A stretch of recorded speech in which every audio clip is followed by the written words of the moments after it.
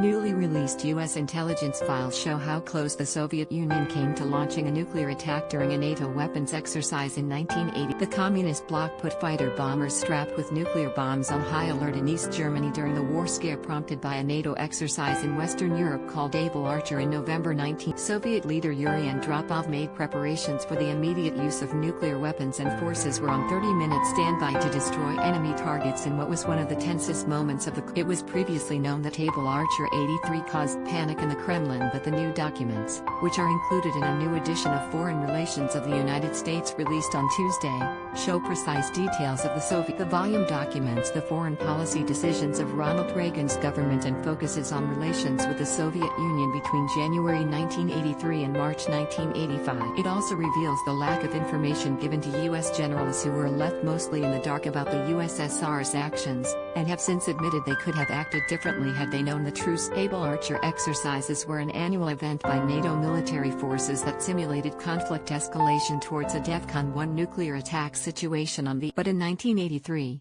the exercise coordinated from Belgium used a heightened realism not previously seen by the Soviets, causing alarm in their. That year, NATO forces used a new coded communication system, radio silences, and the involvements of heads of government including Margaret Thatcher. The documents, seen by the Washington Post, show how Soviets responded by raising the alarm in the fighter-bomber divisions in East. All command posts were manned around the clock while the chief of the Soviet Air Forces, Marshal Pavel Kutakhov, ordered all units in the Soviet 4th Air Army in Poland to also be on alert. An intelligence report about a squadron in Neuruppin showed that aircraft had an unexpected weight and balance problem during. U.S. intelligence analysts concluded this was because the squadron was carrying a warload that it had never used before. The aircraft were on readiness 3, giving them a 30-minute alert to destroy first-line enemy targets. The documents show Soviet forces had long feared NATO could use the cover of an exercise to launch an offensive. During the Able Archer 83 exercise, Lieutenant General Leonard H Perroots,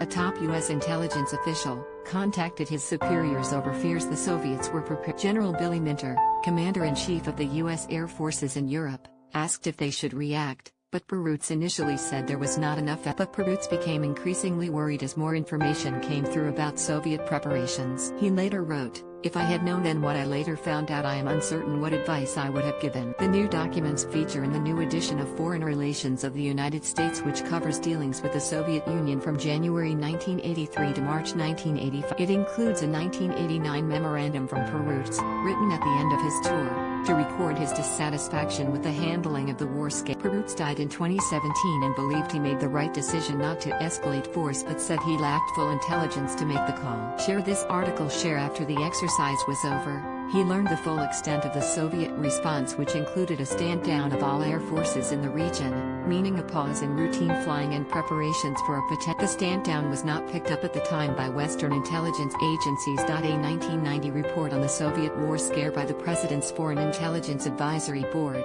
FIAB, was declassified by the U.S. government in 2015. It was released to the National Security Archive, and though it cited the Perroots memorandum, it was not made public. The review concluded that relations with the Soviet Union were placed on a hair trigger in 1983 after the unprecedented response to the NATO exercise. The war scare came during a period of heightened tensions between the U.S. and the U.S. In 1981, Soviet leaders including Andropov and Leonid Brezhnev declared the U.S. was secretly preparing a nuclear attack. They launched Operation Ryan, a Russian acronym for nuclear missile attack, with spies gathering information on how the U.S. would carry. In the bellicose early years of the administration of Ronald Reagan, the U.S. escalated military rhetoric against the USSR and heavily built up its. The U.S. president declared the USSR an evil empire, while building up the Strategic Defense Initiative, prompting genuine fears in the East about their intention. This led to the paranoia surrounding Able Archer and their rapid response to the